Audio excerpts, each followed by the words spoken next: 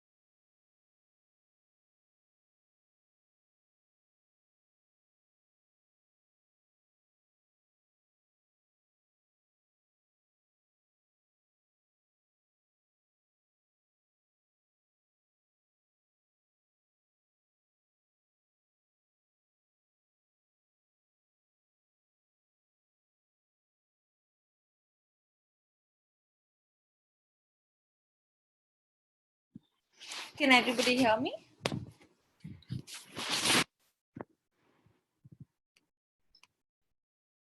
Okay, so unfortunately, Sunday morning, I don't have the best internet. I have tried my best to ask all my friends to make sure that they don't stream anything heavy. But in case there's a problem with my screen, or if you guys cannot hear me, I would request you to ping immediately. That way, we don't lose any time of yours. Okay. All right. So, how's everyone doing today morning? How's everyone doing? I know some of you I've met you earlier. I know we have some people who are absolutely new to the program. How's everyone doing? A quick check. Awesome. Great. Great. All right. Great. I like the energy there. So, I'm really happy to meet all of you guys. This is Kritika. I handle career services for Grey Atom.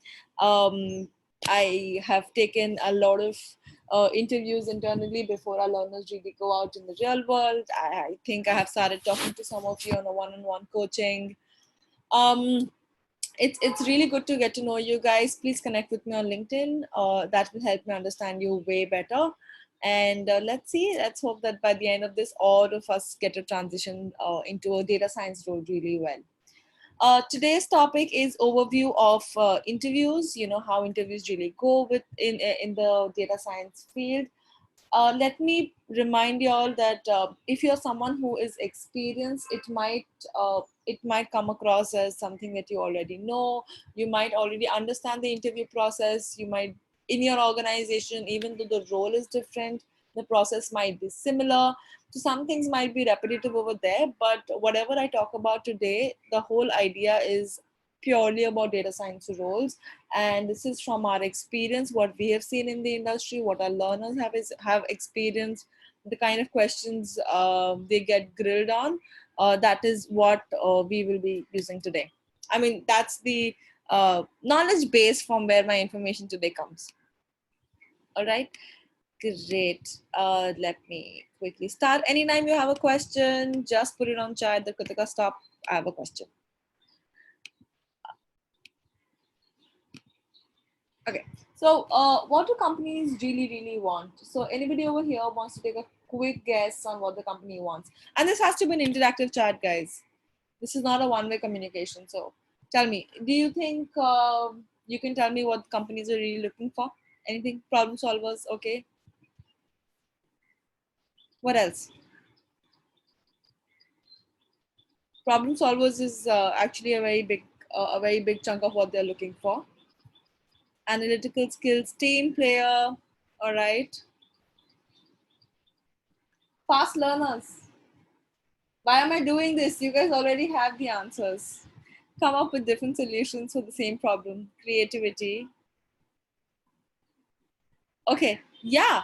So communication skills. Yeah. So I mean, really, if you ask, they're looking for someone who can do the job, someone who can do the job really well, someone who now now just yesterday I was talking to one of our Grey Atom alumni who has joined Detsu. She's worked with Bharti AXA, and I was trying to understand. She has been hiring a lot now. She's been working in the industry for 2 to 3 years now, and I wanted to ask her that what is it that you're looking for when you hire people. She said that there are a lot of times the candidate comes with a lot of knowledge, a lot of things that they have learned at Grey Atom or elsewhere, and we're not looking for that. We're just looking for someone who can solve the business problem we have, who can work with the technology we are working with, and can just get the job done. It is pretty much as simple as that. Now, this person needs to have three big things. One, this person needs to have the necessary technical skills. uh, the necessary skills, I would say, technical and non-technical. When we say technical, it's everything from some combination of math, statistics, as well as database and programming. On the non-technical side, you really need general business acumen. I know a lot of you are freshers, but you need to start understanding how business works. At the end of the day, everything is about revenue. So they want to see how much you understand that, you understand what are the stakes when you make a decision in a data science project, what are the different departments you need to work with. So that kind of a knowledge. They're also looking for skills like project management, people management, visual design, any number of skills that are very relevant to that particular job. And of course behavioral skills play a very big role here. So even if you have all the technical knowledge, the behavioral skills don't align, that's going to be a problem. So which is what brings me to the next point, being reasonable to work with. Now this means that during the interview, and I mean not just during the interview, even generally you'll want to be agreeable, more like a positive person who can really do things. You're somebody who can work with teams. You're someone who now don't end up creating an impression that this guy wants to, your interviewer wants to probably go and have dinner with you after this. That's not the idea. The idea is to make sure that this person feels they can work with you going forward. This person understands that you will be a good asset to the organization in terms of the whole team spirit, working with them, how you approach your problems, how you approach even pressure test for that matter. I know a lot of our candidates, when they've gone for interviews, they have really been put under a lot of pressure. Like they've come out and told us that Kritika, they were literally just trying to make my life hell for those 6 hours when I was sitting in their office, because they were just checking how much I can endure pressure. So they really want to check those kind of things. Of course this will also make you think whether this is the kind of an organization you want to work with, but that's I think that's where your mature professional side comes in. You start thinking about all of them together and then make a reasonable decision. But here are some of the things that the organization is looking for. Now, being able to get things done, something that we said here, right? Someone who can get the job done, being able to get things done. It's not enough to have all these skills to do the job. You have to be able to use them, right? You have to be able to apply all the knowledge. Now you need to be able to find solutions to problems on the job and implement those solutions. Data science has a lot of places where a person can get stuck, such as finding out messy data, thinking through a problem. You get aspirational when a project starts and like, we'll do this and we'll do that, and then you realize your data point is, the data that you've received, one of the big data points that you were going to use is missing, and you have to get creative with something else. Now they are never looking for someone who can just come up with problems. You should be able to come up with solutions. A person who can overcome each of these data science solutions, each of these challenges, will definitely be someone who's better at doing the job than someone who sits around waiting for help without asking for it, or even always approaching the manager that, hey, I'm stuck in this, I'm stuck in that. A data scientist has to be fairly more independent. In other roles, you can obviously go for guidance, but in other roles there's still a lot of tested and tried kind of I would say a manual available with the manager. So they know that, okay, if you're stuck here, this is what you usually do. If you're stuck there, this is what you usually do. In data science, it's such a creative field and it's so dynamic that often there will be problems that you have never faced. And the solution might just require you to upskill into something new, or it could be something extremely simple and logical. So I'll give you one example that our alumni was sharing yesterday. Now they were working on a project where they had to, it had something to do with the demographics, right? And they had to identify a pattern over there. Now how do you generalize something using demographics of a big population? One of the big data points is their age, right? That's when you can put them into different groups and you find pattern. They did not have access to age. Now, if you don't have access to age, how do you know? It kind of threw their whole project out of the window. They didn't know what to do. So one of them got really creative and said that, let's just go with this hypothesis that what are the chances? I'm going to use my name. What are the chances that someone whose name is Kritika is 70 years old? So in India, there's a pattern, right? A certain name comes from a certain generation, and then there's this whole wave of a lot of Rahuls. There's a whole wave of Abhisheks. I don't know. So it's just something really It sounds odd that I don't know how much will this really work, but they found 95% accuracy. And that was some really insane creativity out there. So that is the kind of people they are often looking for. And in your interviews, they will probably ask you questions like that. Am I going too fast, too slow? Quick check. It's perfect. All right, great. So a typical DS interview process, I think if you have attended one of my sessions in the boot camp or elsewhere, you would have probably seen this one slide, but I'm gonna really go in depth on this one. So typical hiring process starts with the resume screening. I keep saying I have to change this, but I don't. 60-second decision making. I think it's not 60 seconds. I think it's 15 seconds that a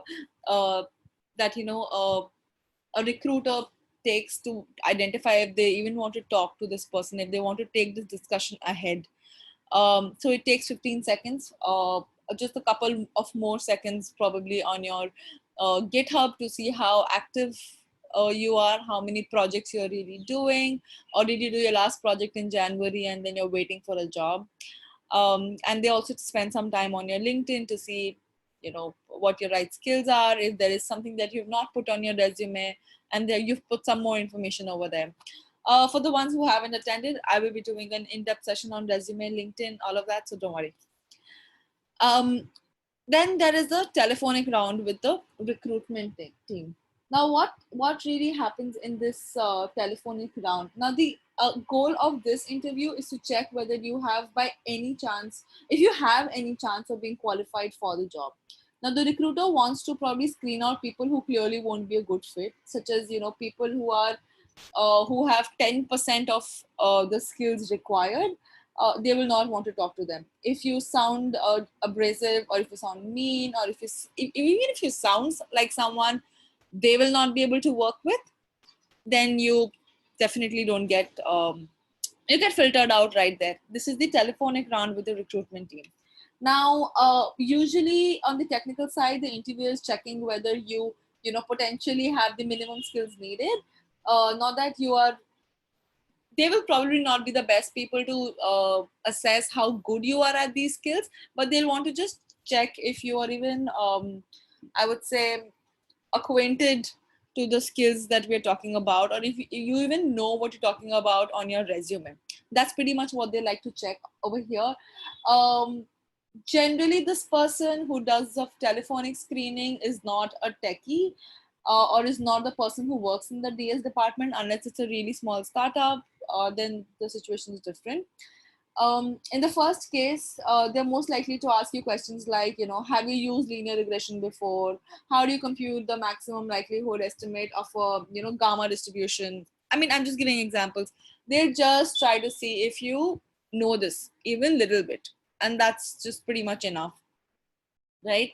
Once the the telephonic round with the recruitment team is done, that's when they see that, what, probably I should run them, run some aptitude tests.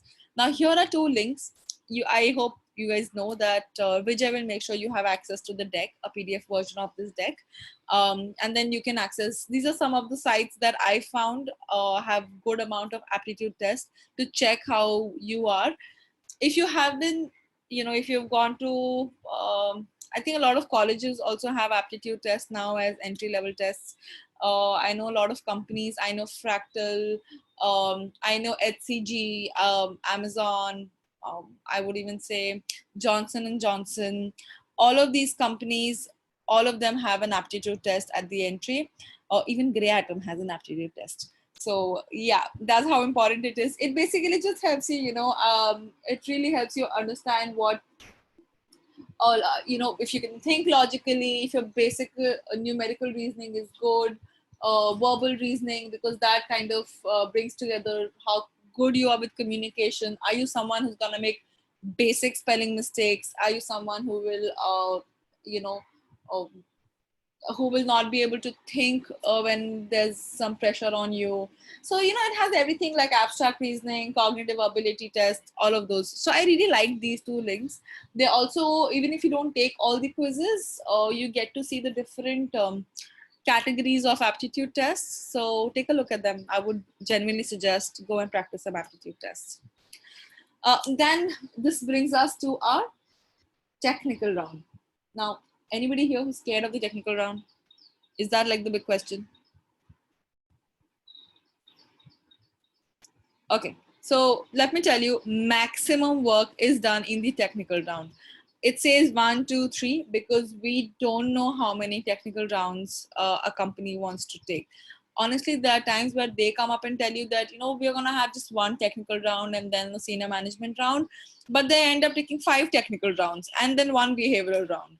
So it really depends on how you perform. It really depends on how decisive the person who's taking your first technical round. That really determines a lot of things. I want to tell you that you don't have to be scared about a technical round. Nobody expects you to know everything when you walk into that door, but they definitely expect you to know what you've talked about so far. They expect you to know what you've put on your profiles. They expect you to be able to give a very end-to-end I would say end-to-end kind of presentation of whatever knowledge you have. A data science project, end-to-end data science project that starts with a business problem to the point where you give them insights and probably deploy a project, right? Till that point, they expect that kind of knowledge from you. Now, some of the topics of questions are like, you know, in mathematics, there's machine learning. Sorry, I wrote machine learnings, machine learning and statistics. Then there would be database and programming related questions. These are again non-negotiables. These are some basic things that they will 100% expect you to know. Okay, now if you say that will they expect me to know deep learning, may not necessarily expect you to know deep learning, but will they expect you to know how to really apply a model in machine learning? Then definitely they'll expect that. Do they want you to have good hold on stats? 100%. In fact, not just SQL and Python, they will, a lot of them also expect you to be good with Excel. Now, these are some non-negotiables. Again, really depends organization to organization. This is pretty much the average, I would say, right? Business domain expertise. The company, definitely, if you join, say, I'm gonna, for example, I would say Bharti AXA, right? Bharti AXA Insurance, general insurance. They will expect you to have some knowledge over there, right? Even if you don't have that background. Now, one of you might come up and say that I come from an education background. If I have an education background, I don't have experience in any of these domains. That is fine, but have you done your bit of research when you're going to talk about yourself in an organization? Have you read about that organization? So that these are the kind of questions you need to ask yourself if you're doing that kind of research. Ideally, some of our learners who have transitioned and have done well, these are all people who did a good amount of research even about who might be interviewing them. So if I go back to the telephonic round with the HR team, that's where they asked that, would you be able to give me an idea of what the process is going to be? In a non-pandemic situation, they might expect you to go visit them in their office, and that's where all the rounds happen. So they would ideally ask how long the process would be, what are the different rounds, which are the different departments. If you can try to get the names of people who will be interviewing you, even that's great. Again, this is not to stalk. Don't get into stalking, but it's good to understand the persona of the person who will be interviewing you, and LinkedIn can be a good space for that, right? So do that. Try to understand the business domain, and that will really be a very good addition when you're going for an interview. There will be tricky logic problems. There will be a lot of again, pressure tests, a lot of pressure tests. They will just want to mess around with you to see how you respond to you know, time pressure, or even pressure from the client. They will want to check those things. And the fifth most important thing, if you ask me, would be your portfolio projects. Now, if an interviewer is asking you a lot of questions that you're not being able to answer, then you need to understand that this is a, if you're really ready, if you really know the projects, because maximum times whatever questions they're asking are going to revolve around your projects. It won't be like they've seen your portfolio and then they're like, you know what, I don't want to talk about your portfolio, I want to talk about something else, some project that you've probably never done. They know that you're new in the industry. Even they know that you probably don't have all the knowledge. Like honestly, all the people I talk to who are data scientists, they say that they're learning on the job every single day. And when they are hiring, they don't expect you to come with the sun and the stars at the same time, but they definitely expect you to know the what you have mentioned, and they expect you to know that pretty damn well. So be very careful about that. You don't want to come across as someone who just probably copied a project from somewhere or you faked it from somewhere. Honestly, even if you give a wrong answer but you're able to explain it well, or if you're able to, I would say, um, if you're able to link it well with your past experience, or if you're able to give good reference to a wrong answer, they will understand that you know how to apply this technology. It's okay. In data science, not every time you have a very clear cut answer as to which is, I think, I would say A is correct or B is correct. There's not a very clear response over there, but it's fine. It's really fine as long as you can give reference and explain as to why you're choosing one solution over the other. And always go back and refer to your portfolio projects when you're having a conversation. It's your way of showing them that, hey, you know what, my projects were just not like that. I've tried to really use some brains there. I've really used a lot of practice. I've practiced a lot, and I've thought a lot about the business when I was making that project. So it just in a moment, it makes everything that you have done super relevant. Even if you're a fresher in the industry, you suddenly come across as someone who has experience. So here is an example. So I'm a non-techie, guys. But if you look at the example, you will 100% understand that answer A is better than answer B. Take a minute, read this. For the ones who don't understand, don't worry. You will, because you're new to data science and you will pick up very soon. So answer A is technically correct than answer B. But if I show this to 5 data scientists who are hiring, all of them will choose answer B, because this person is drawing lines from what they've done earlier, and they are giving you a very good understanding. They're giving you a good view of the fact that they understand this. They know how to apply. They know the kind of thought process that has to go into a solution. One solution may not be 100% right, but you will have but this is someone who can really, again, apply, right? You don't have to innovate all the time.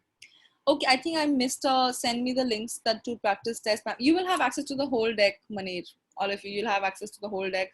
You can take whatever information you want from this.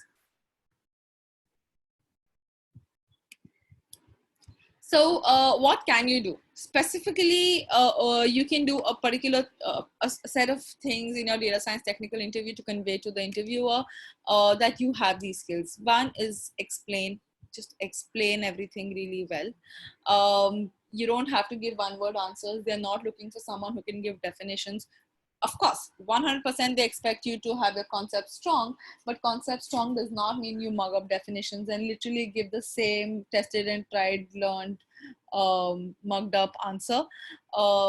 They definitely expect you to be able to explain it, elaborate, and also give an application to whatever concept they are interviewing you with, right? Reference your experiences. Going back to the same point, reference as pull some strings from your past experience, from the projects you've done, from what you've learned in Grey Atom. You can also use somebody else's example. That, once I was talking to my mentor and he brought up this example, and I think it's a perfect way to explain this concept, right? So all of that just makes you look more intuitive and more in the situation. More, I would say, it shows that you have very good presence of mind, and you're really processing the question and you're processing the answer.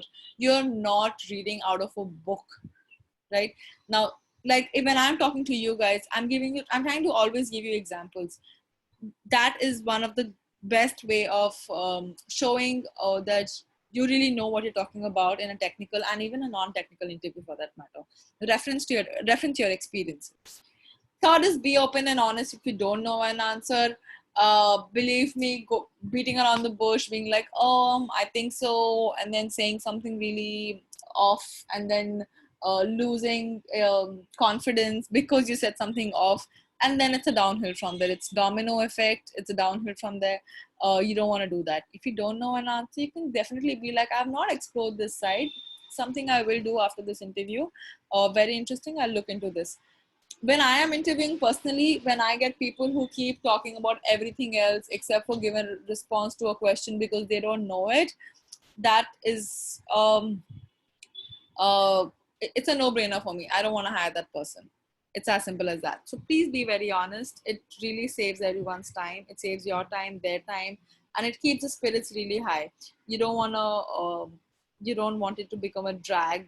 You don't want them to feel like, oh my god, why are we even sitting and interviewing this person, right? So be honest about that. And I think for the ones over here, there's some experienced guys here. I think they will probably agree with me that it's never good to beat around the bush when you don't know an answer. It's okay. Everybody knows you don't have to know everything when you walk into that door. But can you get things done? That's more important. Are you ready to learn on the job? That's more important. Are you ready to get creative? That's more important. So the behavioral round. Now they will ask you questions like, why don't you tell me about yourself? What's a project that you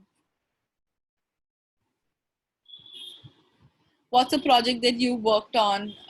What did you learn from it? What is your greatest weakness? Now okay, what would be the best response to the third question? When I come to the third question, I will want you guys to try and give me responses here. I'll just start with the first one. So why don't you tell me about yourself? So this is where they want to see if you can just give in gist, if you can present yourself. This is more like the elevator pitch. So don't go on talking about, my parents, I have a sister, she's got married, we used to be a family of 4 people, 5 people. I mean, really, how is that even relevant? It's not at all relevant. If you go on talking about what is already mentioned on your resume, again, why are we talking about that? Why didn't you tell me about yourself? Ideally should give this person a good idea of who you, what you're passionate about, what brings you to data science, and what is it that you're ready to give to this? What makes you a good fit? Don't give them a chance to ask you questions like, so why should we hire you? Why didn't you tell me about yourself? The response to this question itself should give them the answers to why should I hire you, but what makes you a better fit, things like that, right? Don't go on talking about what's already mentioned on the resume, because that's something they could have just read. Why would they have this conversation with you at all? Yeah. So that's, why don't you tell me about yourself? What's a project you worked on and what did you learn from it? They're trying to see if you were just doing a project because it was a hackathon assignment, if you can work with teams. They also want to see not just the technical but the non-technical side of it. What all did you learn? Are you someone who believes in collaborative work? Are you someone who picks up small insights? So data science is a lot about insights, right? Now, are you obsessed with only identifying insights from the data, or even overall?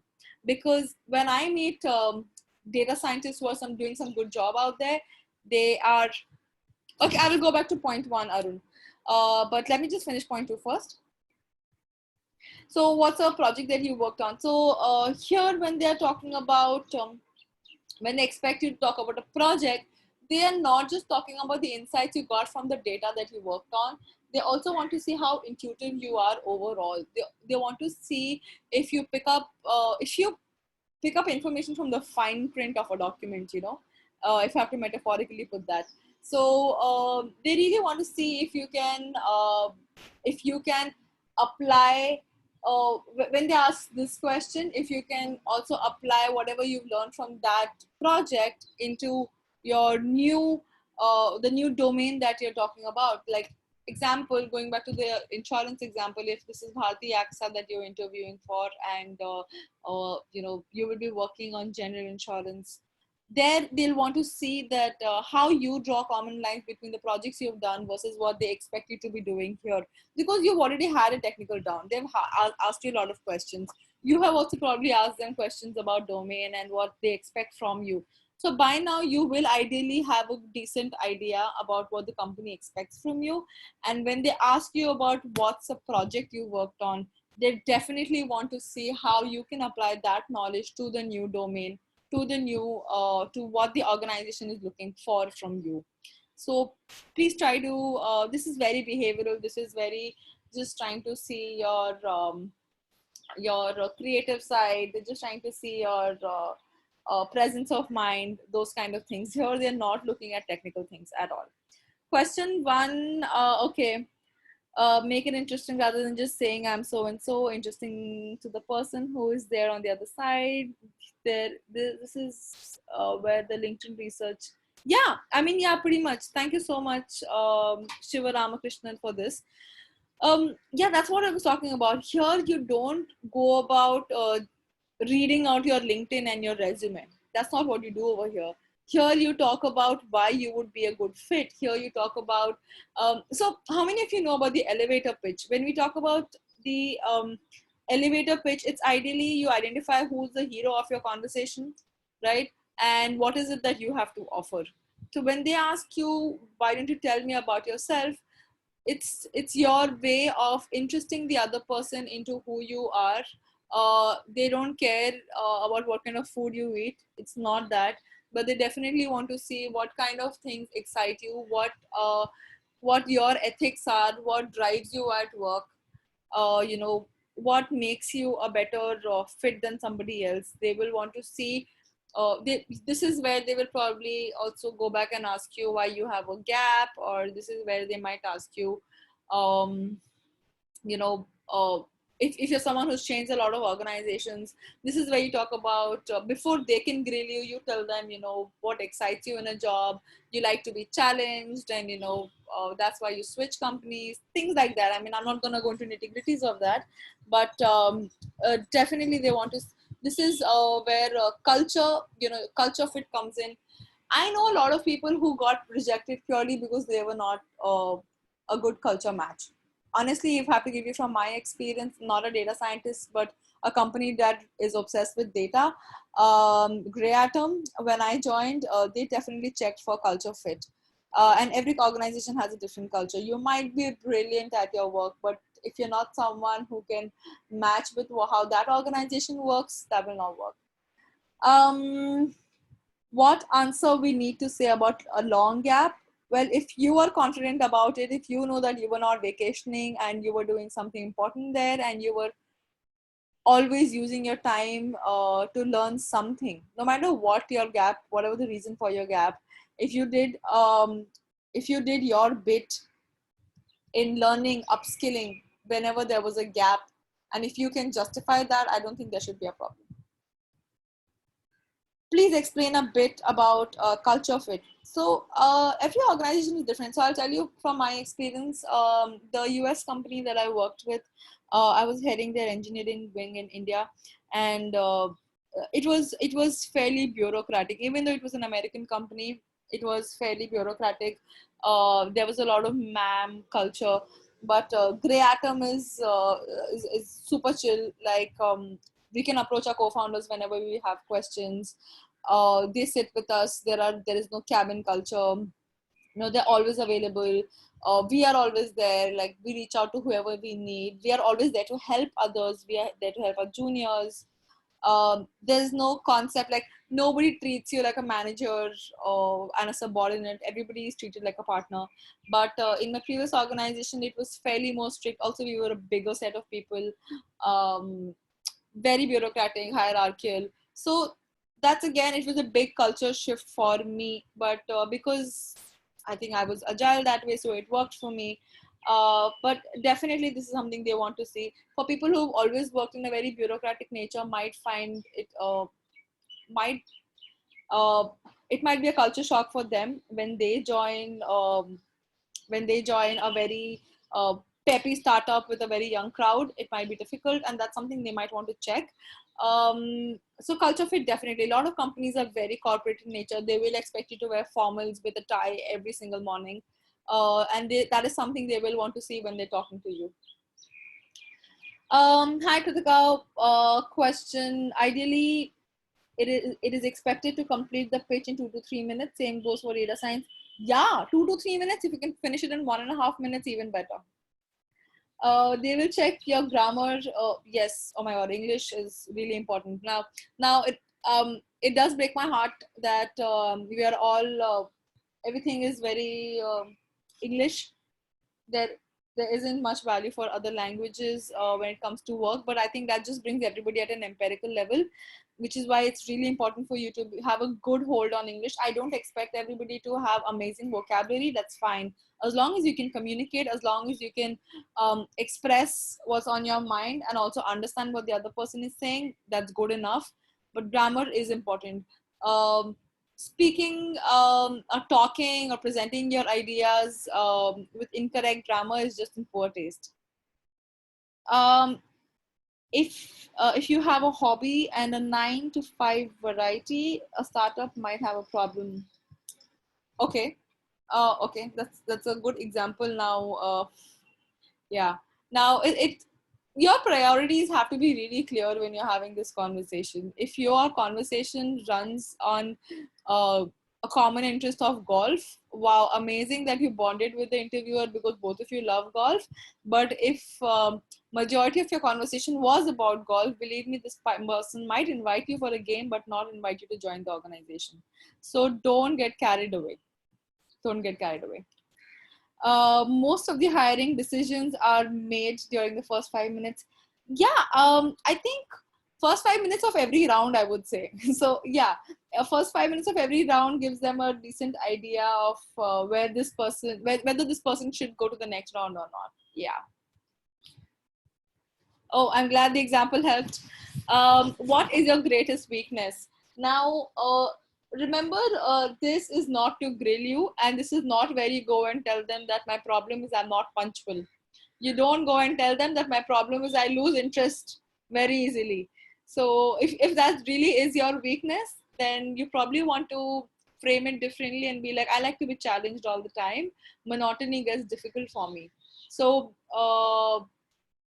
you might, even if you're somebody who's really honest and you want to talk about your weakness over here, keep it very very generic. Keep it very generic. Don't allow this to come across as something that become a problem for them, right? This question is usually to understand how insightful are you someone who introspects and understands their own gaps and is ready to work on it. That's pretty much what they're looking for. This is not where you open your book. This is not a therapy session. Please don't be like, oh my god, I've been trying to work on this for so many years. My weakness is ice cream, my weakness is my family. Oh my god, don't do all of that.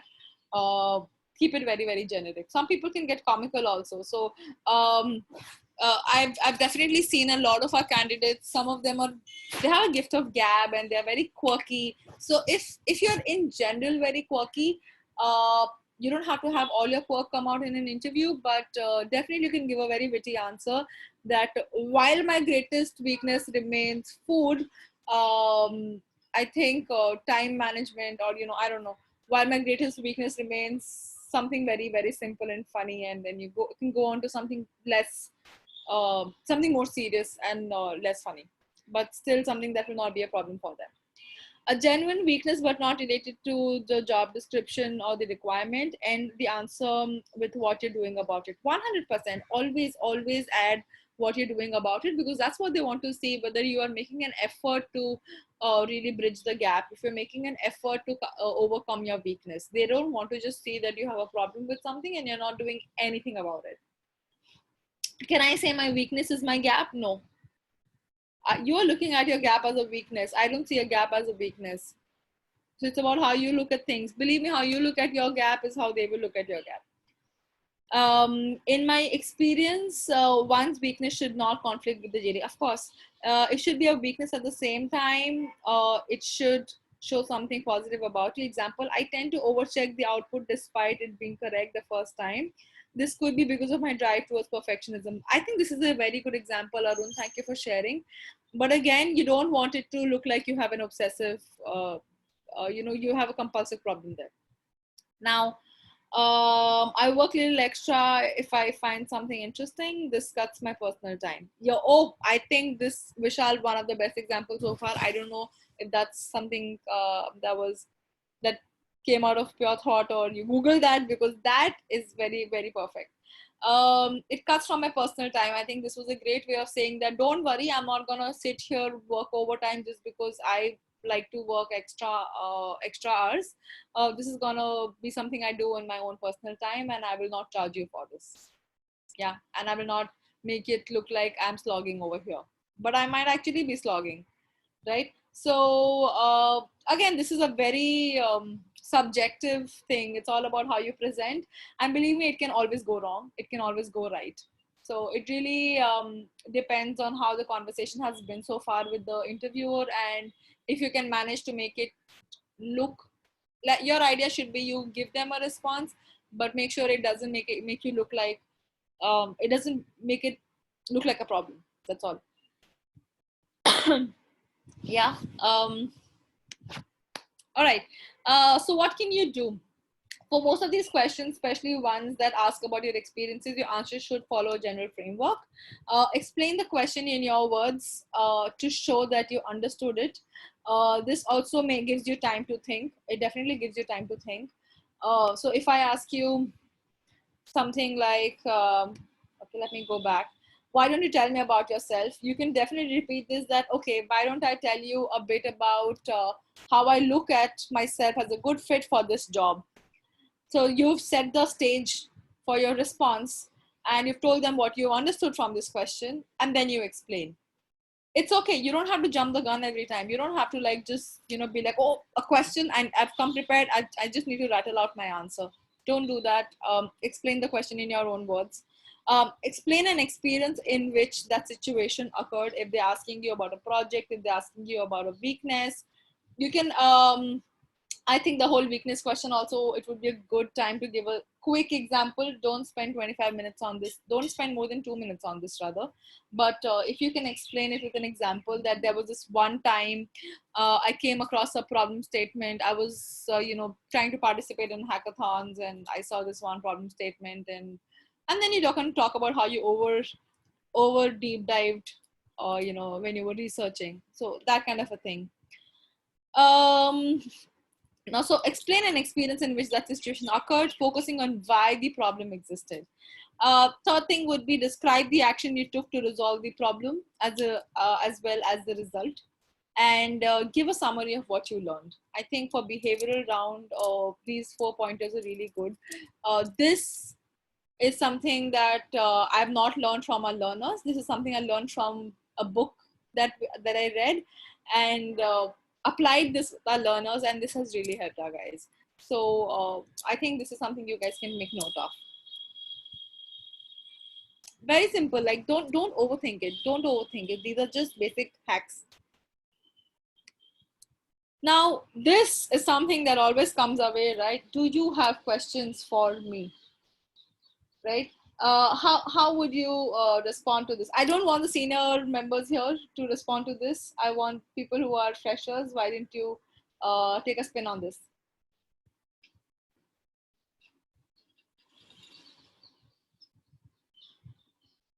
Do you have any questions for me? What is give me examples of questions that you would probably ask. Do you have questions for me?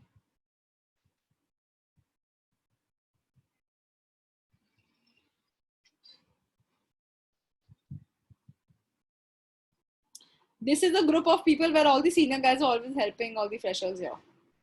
Is there anything on my resume concerning you? Why are you opening the gates for a problem? Don't, if they haven't told you yet, don't do that. Don't tell them. Never ask this question. Never make room for Why didn't you identify some problems on my resume that you probably haven't noticed yet? Don't do that. Anything else? Age will be a problem. You want to ask if age is going to be a problem? I don't think you should do that. Asking them about the ongoing projects in their company. Yes, that's a very good question. That's a very good question.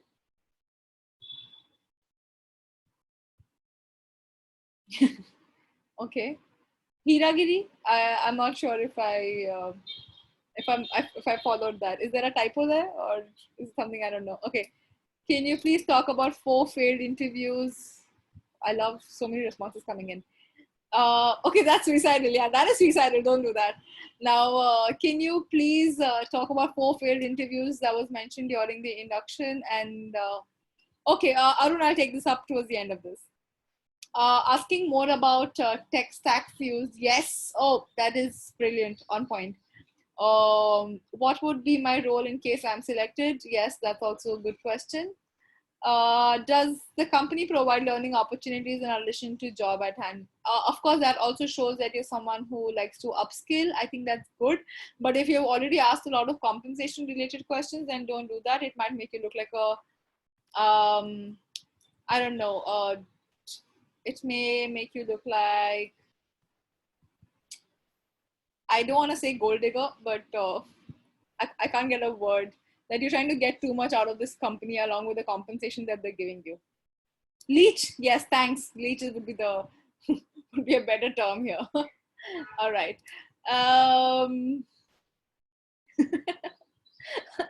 Vijay just cracked a joke about the resume. Okay. What moron skills would I need to develop to keep my work existing? Again, this is opening the gates to give them to allow them to give you feedback on what is missing.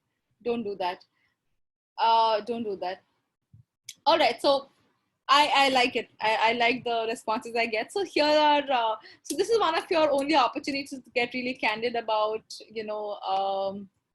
information about the job. So, use this wisely. I prefer asking the most basic: 5 days working, remote working encouraged, cap provided.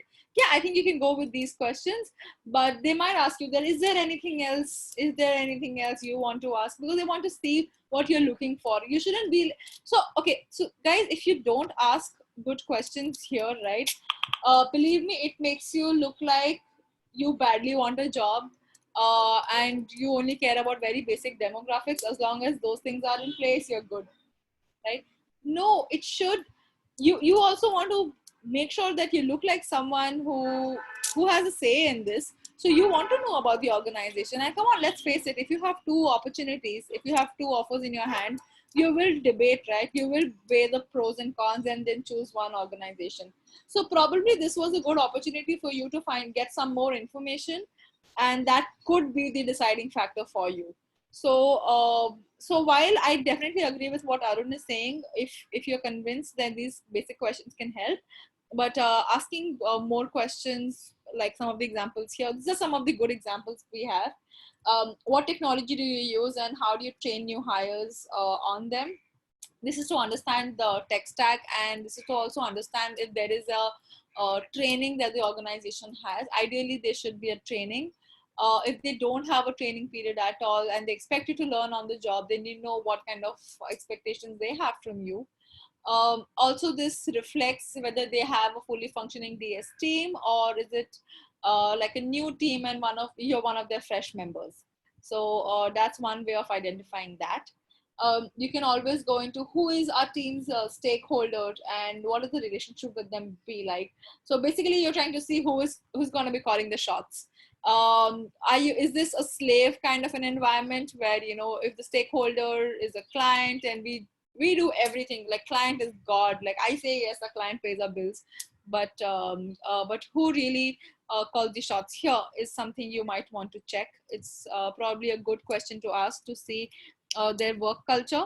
So these are some indirect ways of identifying work culture. Again, whether this is a culture you want to work in, because it's a different question whether you can mold yourself into a new company's work culture or not.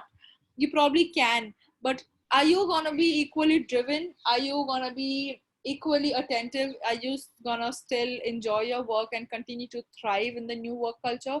Is also something you need to identify when you join an organization, because that will greatly impact your productivity and your tenure there. So always try to see if you are also a good fit, right? So question number 2 really helps identify that. Third is how do you do quality control in data science work?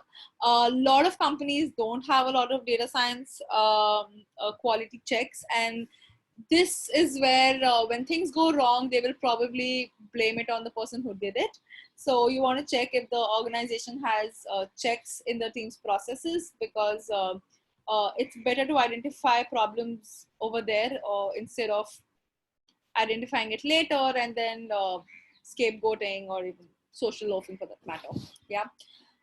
Okay, I think there's some examples here. You can ask questions on work culture, questions and expectations in the first quarter after joining is definitely a very good question. Definitely a good question. It shows how driven you are and you're ready to jump on the job and start, uh, you know, start getting numbers, or working on your KPIs. Google about that company, go through their latest news, product, services. How can you contribute? Yes. These questions should be more strategic than tactical at a reasonable senior level. I definitely agree, which is what brings me to question number 4. What is the company's growth plan? Do you want to ask them investment related questions? You want to see where their revenue comes from. Is it bootstrap? Do they have any investor? All of this will really uh, obviously all of these questions will definitely help you understand how long you can sustain in this organization, especially if they're giving you a very big package. Believe me, you want to know where the company's money is coming from, because the day the investor cuts the cord, the first person who goes out, the first set of people who go out are the ones who have big salaries. So you want to be very careful about that. You also, obviously, if you're joining at a very entry level and you're asking them extremely strategic questions, they will ask you to calm down. But definitely asking about company's growth plan will also make you look like, and also please don't do all of this, like don't ask these candid questions because you want to look like the right fit. You also probably want to think on those lines. These questions, I want you people to start thinking differently when you join an organization. This is something that has, I don't know, again, a little bit of self-disclosure here. This is something that really drives me in an organization. I try to see how I can make everybody in this company, how I can make this company's life better. How can I bring in whatever I can for this company's growth? As long as you're part of a particular company, you should do whatever it takes to make things better for that organization. That is what should drive you. And when you start having that kind of a mentality, you start thinking from a very organizational perspective, and your questions come from that line, from those lines. So try to think in the same manner. We all have to pay our bills, so be very very careful about yourself, also protect yourself. But always try to align your goals with the company's goals, because if the company grows, then you grow. If your team grows, then you grow. If your team members perform well, then you perform well. So it's a lot about collaborative effort and a common vision and a common idea. And as long as you can align yourself with that, great. So try to make sure that your questions revolve around that. That is the personality anybody will want to hire, and that is the personality you want to be, right? It's not just about you, it's about you and the organization. So these are some of the things I personally feel you could ask. Now, 2 big questions. How do you handle the times where you don't know the answer? Are we scared of this situation? If you're telling me you're not scared of this question, then you're lying. We are all scared of it. There are moments in an interview where you cannot answer the question, and we tend to get emotional about this, that, oh my god, I don't know the answer to this question, what am I going to do? And you know what, it's okay, you just gotta move on. It's absolutely fine. Yes, Vijay will come to that. Vijay, give us 5 minutes. Or guys, let me pause. I think Vijay wants to take a poll. Maybe after this slide you can, Vijay. Sometimes Cool. all right. So there will be a moment where you cannot answer one question. There will be a moment where you couldn't answer 6 questions. There will be a moment where you could not ask. There will probably, unfortunately, fortunately, there will be an experience where you are unable to answer any question. And it is fine. It is absolutely fine. Don't get emotional about it, because the moment you do that, it's again domino effect. It's all downhill from there. It goes south. You don't want to do that. It's okay if you cannot answer the question. Tell them, move on. It's very, very important to let go and move on while you're in the interview, because otherwise that is going to stress you out big time. And then you keep thinking, and we all have this, whether it's a fight with someone you have with a friend, or whether it was an interview you sat for. After 3 years also, you'll be like, you know what, I should have given that response. That answer would have just been a better response. And that's fine. It's fine. Just like arguments, interviews are moments where you don't have the right answer all the time. It is really, really okay. I'm giving you a very very basic response to this question. It's okay if you cannot handle a question. It's fine. Move on.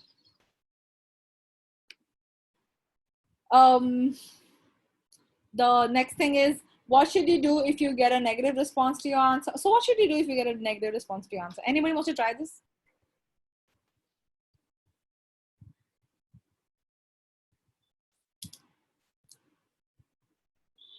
Okay. So what is a negative response to your answer should be a question you ask me, but nobody asked, so I'm going to ask myself. So a negative response would ideally be if you feel the interviewer is disappointed, if you feel that the interviewer is cross-questioning you. Cross-questioning is not a negative response, but you might perceive it like that. If you feel the interviewer is contradicting everything you're saying, he or she's probably just taking a pressure test. How should you respond to a negative response? Just don't respond. Yeah, you can smile. I think that's a good one. You can just smile. You can just smile. You can just move on. Again, move on. If it's a negative response, then it's something you want to work on. You make a mental note of it. You go back home, look it up. Was it a technical question? Was it a behavioral question? If there are too many negative responses, then you want to really think if you want to join this organization, because clearly you're not being able to, there's not a good conversation in the first meeting itself. So that's something. A negative response is, I think, a very big umbrella here. It can be a varied kind of responses. Your perspective, please try to be as positive as you can. In general, try to look at things from the other person's perspective. When you do that, half the negative responses turn to a normal response, not a negative response. So do that. If they are outrightly giving you feedback, accept it. You don't have to be like, you know what, you're right, you're godly, what you're saying is absolutely right, oh my god, how could I make a mistake like that? Don't overreact, don't overdo this. If they give you a strong feedback, say, I've made a note of that, I will definitely go back and see what I can do about this. Maybe the next time we have a conversation, we can probably throw this one out of the window, so that will be taken care of, right? But don't start spiraling. Definitely don't start spiraling. Don't start questioning yourself. They will want to probably see if they can trigger this, what your trigger points are. So don't get offensive. My favorite example is this one time one of our learner was asked, why do you have colors on your resume? Why are there like waves on the background of your resume? Like, what is this? That's it. I mean, it was just a pressure test, and this person spiraled. This person snatched, the resume out of the interviewer's hand and walked out of the window. The hiring partner gave us feedback that what was that? They laughed about it, but it was a really bad experience, and this guy was clearly not getting hired in that organization. So don't start spiraling, please. Sometimes negative response is just to check. Okay, let me see. Oh, we have some. Yeah, I took the smile from you. Rohit, I took that example from you. Thanks for correcting me. I bet we'll go back and work on it and have a strong on this question, a strong hold on this question. Yeah, okay, yeah, that's one way of responding. If you can address if it's a misunderstanding, then one must attempt without too much justification. The verbiage here is very important. Sometimes it could be a trap to see how you respond. Yeah, exactly. I think very rightly put, this could just be a trap to see how you respond. This could just be a trap to see how much can you endure. It might just be um, to check how, because see, they might also start. So sometimes, you know, this interviewer will probably try to role play like a client, and will probably pick up a persona from one of their current clients, and will want to see if you can handle them, because if you handle this person, then you can probably ready to handle the client also. So they might want to they might just want to grill you over there, but it's okay. Please go prepared for some amount of grilling, and remember, it's not the last interview. You know, when you go with the thought ki I need this interview, if I don't get this interview, I'm gonna die. If you go with that kind of a thought, then every trigger point is gonna throw you off. Don't do that. Be confident, and yeah, just be very confident. I think it's time for Vijay's poll, then I can continue. Vijay, do you want to take your poll right now? Yeah, thanks, Ritika. Guys, I've just launched a short poll on your screens. It's just like a couple of questions. And I think there are 31 of you, and I would like everyone to take it. It's just like, it'll take just a few seconds. Do I get to take the poll? What is this poll? No, it's for the learners actually regarding the session. Okay. Yeah. All right. Is there a way to differentiate between pressure test and a general negative response? Deep, I think that's a very, it depends. Sometimes the lines are very blurred, so you might not be able to clearly, you know, identify. But definitely, you need to use your own discretion over that. I'm giving such a generic response. Deep will be like it's not a good response, but again, Deep really depends on the situation, how you perceive it. If you are a very positive person, every negative response will come across as a pressure test to you, and you'll be ready to fight it. And then there is no negative response. It's just constructive feedback. Done with the poll. Thank you, guys. Thank you. And yeah, of course, body language will tell you. Sometimes, guys, remember the person who's interviewing you is not God. Okay, so you don't have to make it. You don't have to glorify the other person and be like, "Oh my God, I got rejected," or such negative feedback from such a person. I mean, of course, let's respect everybody, but they can also be wrong. This person could probably just be in really bad mood. I mean, that's in bad taste. Take an interview in a bad mood, but we are all humans. Things happen, so don't take anything personally.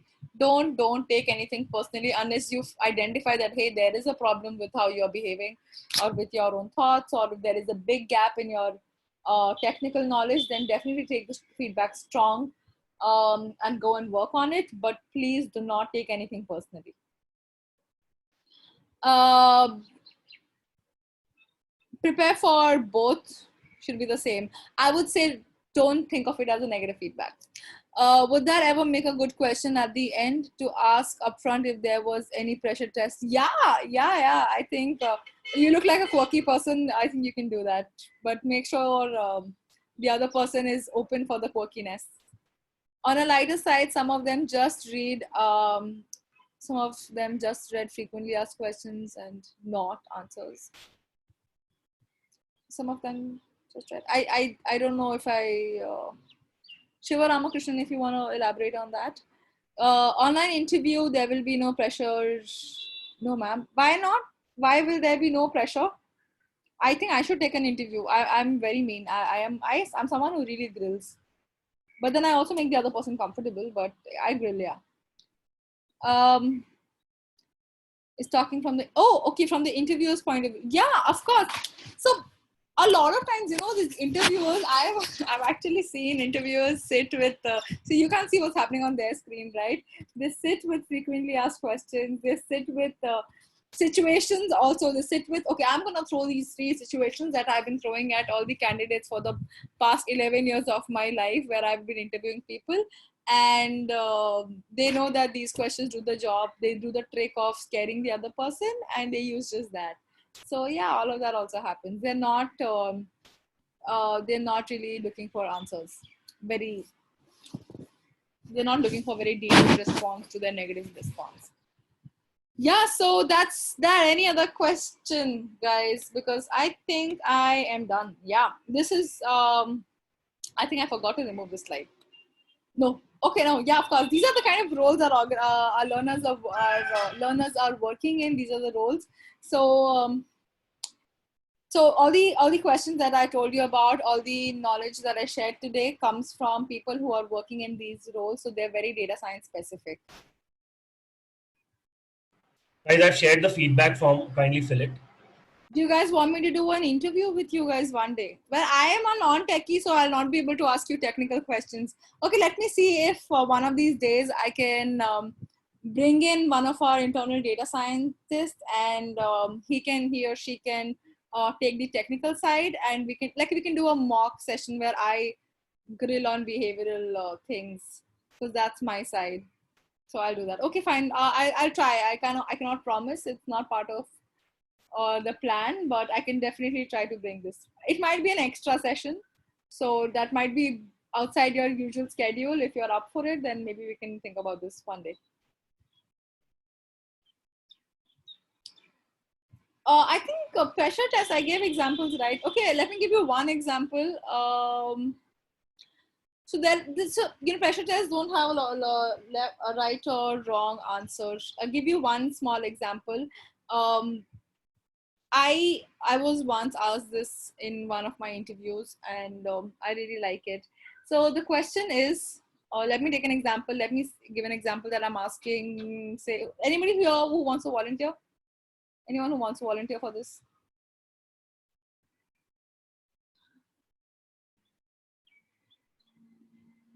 Okay, so I think Rohit called dibs on this. So Vijay, can you unmute Rohit? I think participants can unmute themselves, but Oh, I'll do that. great. Rohit, if you could unmute yourself, Rohit or Harshil. Okay. Actually, Yeah. yeah, so I will want Rohit, and then I would want Shiva Ramakrishnan. So both of you, one by one, right? I have the same question for both of you. So the question is a behavioral question, okay? Now the question is, say you worked in my organization for say 3 months, and and then suddenly there's news all over the media that the company has been involved in some fraud practice, some forgery, and it's a big high profile case. Now it's the same organization that you're working for now. Like, you've joined my organization, and this is my organization. How will you respond? Now I will give you three options. The first option is you run to the senior management and you question them, because this is against your ethics. You are somebody who's very ethical, and this is forgery we're talking about. The second option you have is you will not do anything as long as your bills are being paid, you get your salary, you don't give a damn, you're sitting, you do your job like every day, you do everything that you've been asked for, you work on your KPIs, you continue like life has not changed.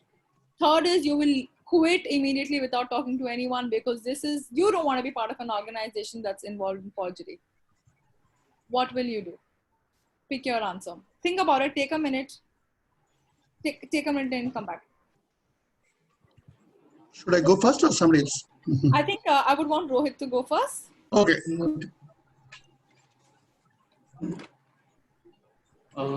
Ma'am, am I audible? Yes, you are. Go ahead. Okay. Yeah, first of all, means I will evaluate the situation myself Okay. by means getting the internal information in the company and asking my mentor first, means whom I am, means you can say my boss. Okay. And then my priority will be not to quit, but to understand how we can resolve the issue. Means even if I'm at a junior stage, means at least I can understand and means then decide. Okay. So you will definitely approach to some extent you will approach the management and try Yes, to ma'am. understand what's happening, and then Yes, you ma'am. stay put until you have more information. Yes, ma'am. Okay. I'm assuming Shiva Ramakrishnan, you're someone who's experienced. So any other Yeah. somebody? No, ma'am. I Actually, I'm would. not experienced. Yeah. Oh, okay. Okay, I would go to my leadership and I would say that, hey, look, we have been hearing a lot of negative press from the industry as well as from the personal circle. And I would like to request you to clear the head and to talk about is there going to be a all hands meet or internal communication regarding our stand on what kind of compliance and the reporting processes we have in place and Okay, what's so going on. so you're okay with going and questioning the management that is probably right now, like you're still swimming and the management is probably in the mouth of the shark right now, but you're still ready to go and question them when already the media and the rest of the organization is questioning. No, the thing is, Sweta, I'm not questioning. I'm providing a question could be sometimes a suggestion also. That's where I'm bringing in my value. I would say like I would suggest that it's a time to clear the head through internal communication so that we as messengers of the organization spread the good news about what's going on and it's not that bad what we did. Okay. Does anybody else want to try? And then I will give my take on this. Because I can tell you that we went through one case personally. I was involved, and it was construed as a good step to good suggestion and taken up. And when we were handling a IPR conflict in US. All right. Yeah, so I will actually go into each response. I just want if anybody else wants to respond to this, and then I'm going to go into each of it. Okay. Okay, Arun, do you want to try? Go ahead. Yeah, sure. So in such a scenario, even asking my manager or my mentor, even they may not have clarity on what's going to happen. So I would usually prefer asking the corporate communications team.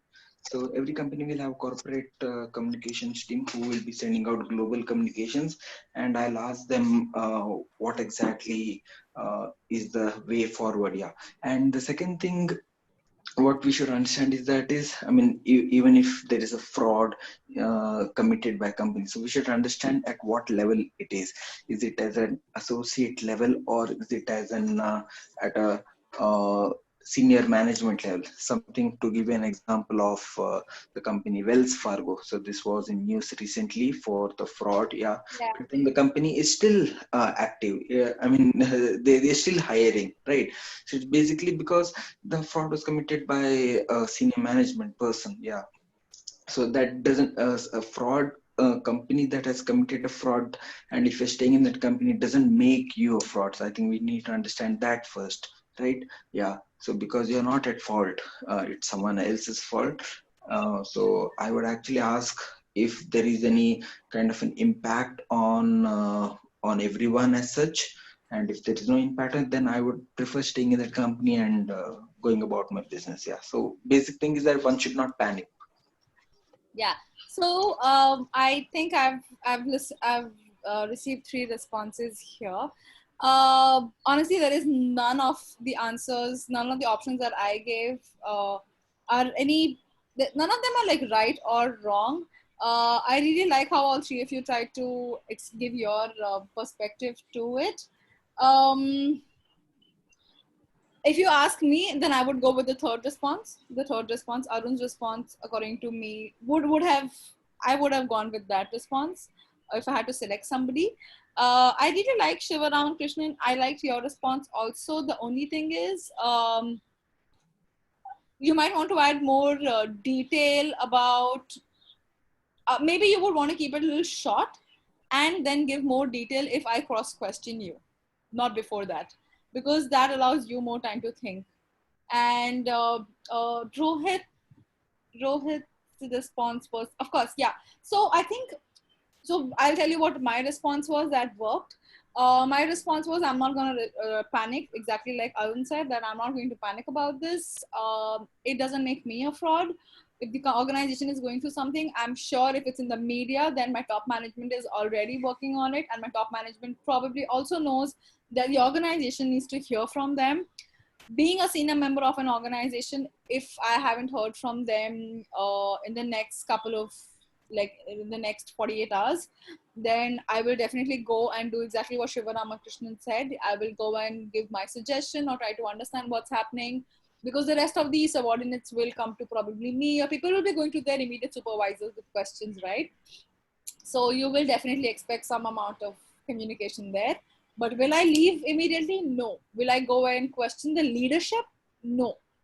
Definitely my reporting manager, if I can go to that person, or usually I worked with the co-founders. So if I can just go to one of the co-founders and see if I can get some information, definitely. You don't want to, in such times, never come across as someone who, like, this is a this is an interview question that a lot of organizations actually ask in some or the other way. They want to see whether you're someone who'll stand with the company, or you look for a moment to just, run after their own life. So communication mailer, there definitely will be. The corporate communications team, the HR, they would definitely be the right people to ask. But are you going to bombard them with questions? Are you asking questions because you are concerned and you want to see how you help? Or are you asking questions because you want more info, or you're digging for more info, or you're digging for gossip? So that is something that they will want to check when they ask you such questions. But there is someone who's ready to stand with the organization and take what it takes to help the organization stay afloat, and when there are holes in the boat. So that's what they will want to check. So be very careful about such questions. These questions come in big organizations. And this definitely, guys, if they ask this question, it does not mean does not mean that the company is a part of some fraudulent practice and they're trying to see if you come on board with it. That's not what they're checking. They just want to see how you think. That's all. They just want to see the loyalty and all of that over here, and whether you're someone who panics or is rational. So yeah, that was just one example, guys. It's something that was asked to me one time. I cracked that interview, yes. And I have asked this question a lot of times. So if I ever interview you, I will not ask this question. I'll make a note of that. So that's all from my end, guys. If you have any other questions, reach out to me. You can reach out to me on LinkedIn also. Connect with me. I'm Kritika Agarwal from Grey Atom. There's just one me. It's great talking to you guys. It's a nice Sunday. It's pretty sunny here in Bombay. Every Sunday I give a weather report of how it is in Mumbai. I don't know how it is in the other cities, guys. Please take care, stay safe.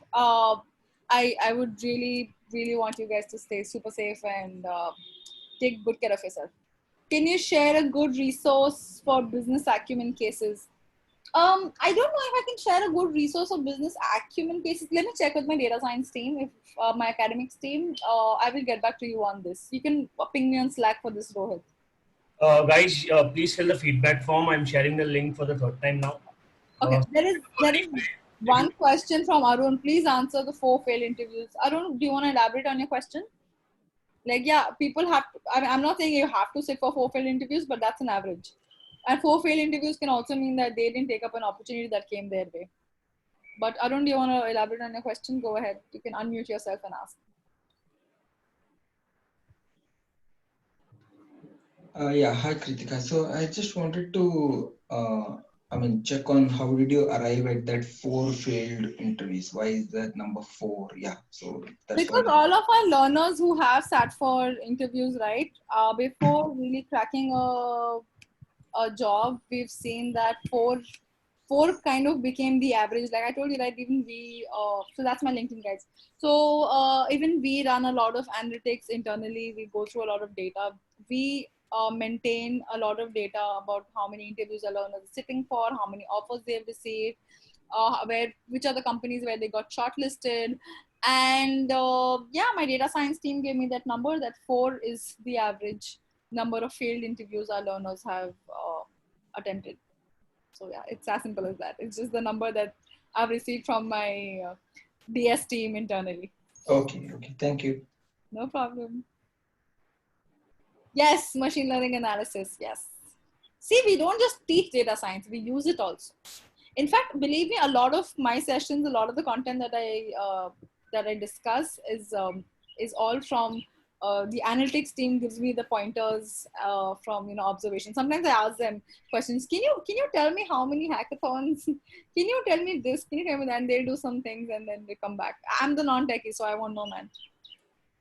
Okay, guys, take good care of yourself. Have a good week. I will see you guys next Sunday. I hope you all had fun. I hope it was comprehensive. Please ask me questions when you don't understand. In Kritika's sessions, you're allowed to unmute yourself and be like, hey, Kritika, go slow. Kritika, go fast. We cannot understand anything. Or Kritika, this is repetitive. Yeah, I mean, you can go ahead and talk. Also, this is a community. I love the batch that I have with you guys. We will probably have new members also. The experienced guys always helping the freshers. It's amazing. I really love that about this community. Thank you so much, guys. Keep helping each other. Keep sharing. Thanks, Kritika, for the wonderful session. Thank you, guys. Vijay's like, go, guys. It's Sunday. Thank you, Vijay, for orchestrating this. Come on, nothing like that. Please feel the feedback from guys. Thanks, Kritika. Thank you, guys. Thanks, guys. Bye. Take care. Enjoy your Sunday. Bye-bye.